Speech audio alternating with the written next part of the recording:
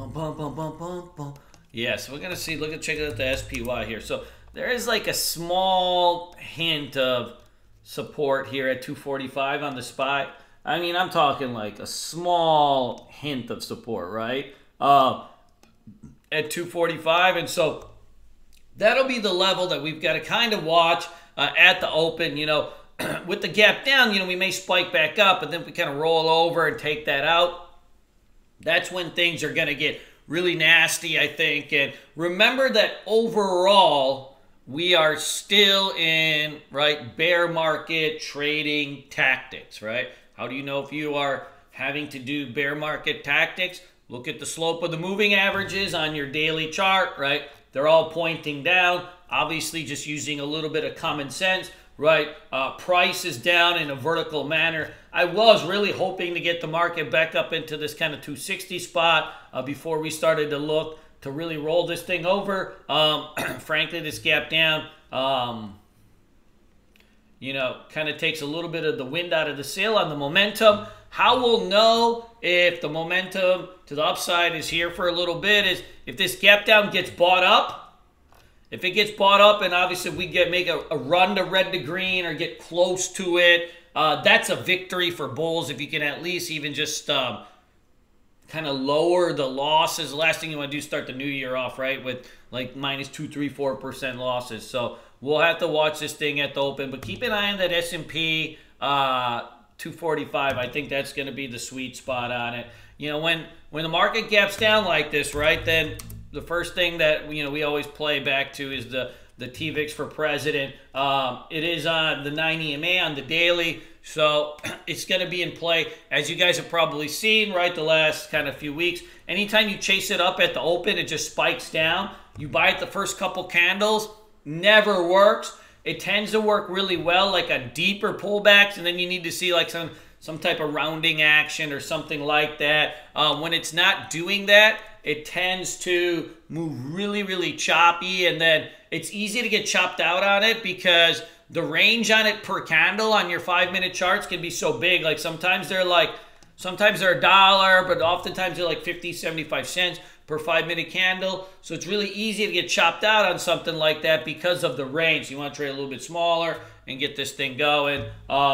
You know, just be mindful of that. At this point, like see like something like a TQQ, you know, when you're down this much right into the hole, you know, it's really hard to short it right at the open. You know, ideally, we want to see these things kind of pop back up into either your 9 EMA or 20 EMA and then let that gap fill, and then we'll see how it starts to act. All the stocks are going to move, you know, pretty much the same. So like in bull markets, there's a diversity in stocks that move because, you know, the VIX is low and, right, everything is just going.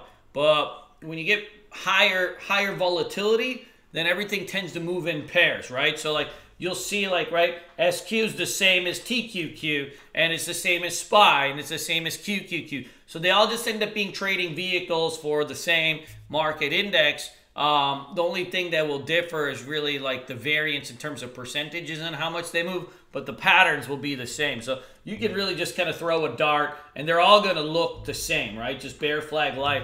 That's why I tend to go with, you know, ETFs and just a handful of names because they're all going to have the same damn pattern. See this? Labu, same pattern. Now, Labu tends to have like a little bit bigger of a range, but it just happens to be that, you know, they're all showing the same pattern. So on the long side, right, we'll watch this LABD for a bounce. This is a breakout pullback play here.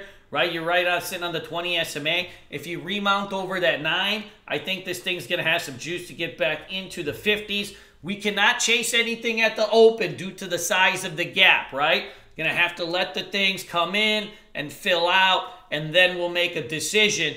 I highly probably think maybe wait out about 10-15 minutes into the market if you're not that experienced. And if you're experienced and good, still probably give it 5-10 minutes.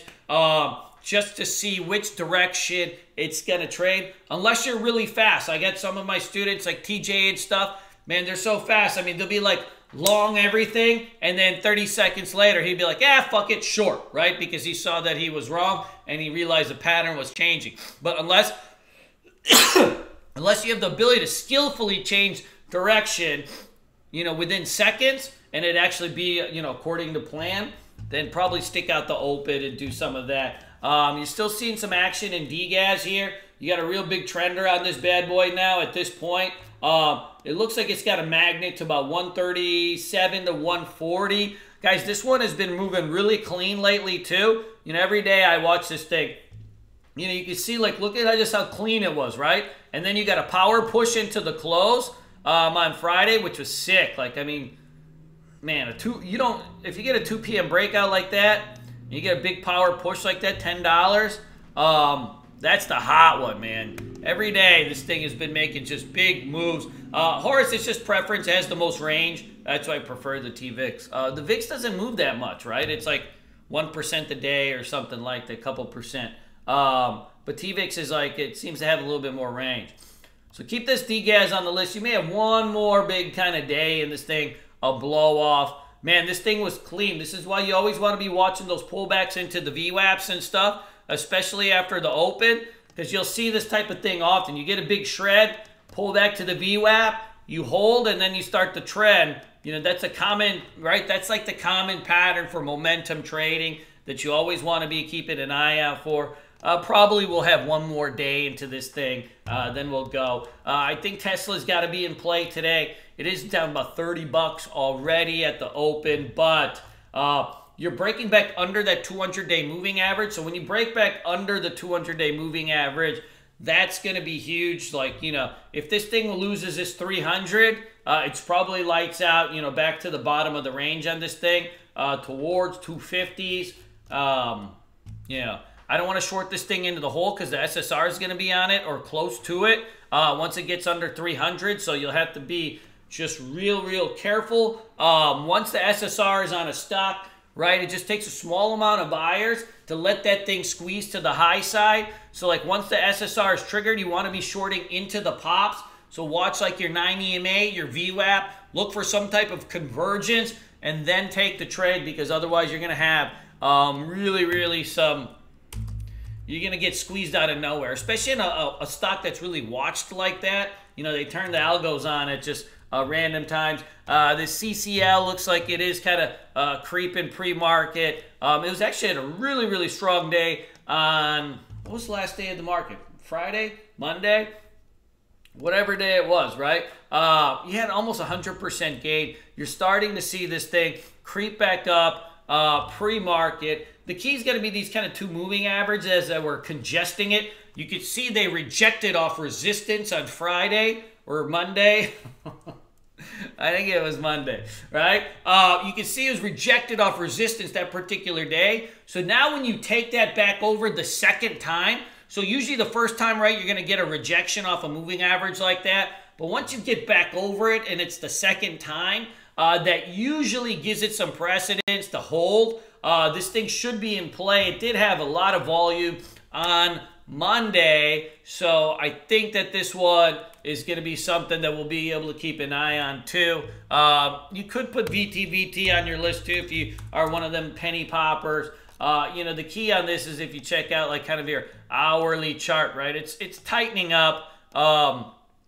Obviously, this company's probably just a huge turd and we're at 0, but you can see on the hourly chart, right? It is tightening up here. And so keep an eye on this trend line over here.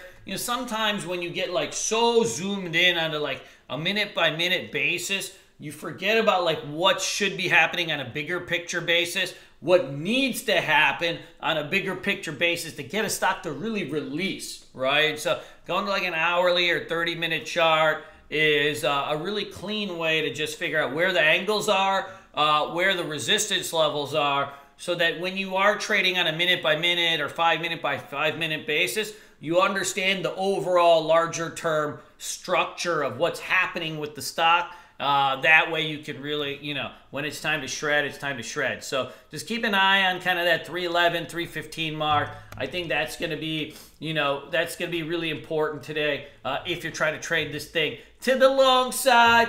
First day of the year, whatever, right? Every day's the same for us. We're going to go out and shred and do what we got to do. As always, it's been a pleasure. Folks, if you had a shitty 2018, Probably going to be a shitty 2019. Nah, I'm just kidding. Nah, I'm just kidding, man. Let's go do what we got to do.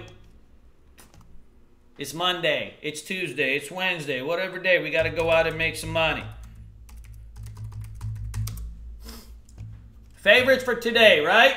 TVIX, our ETFs, Labu if the market looks long, and then keep that Tesla on your watch list too. That thing could trend. Remember, even if you have a smaller account, you're just ripping like 25, 50 shares of it, it's okay because it's going to have like a $10, $15 range at some point intraday.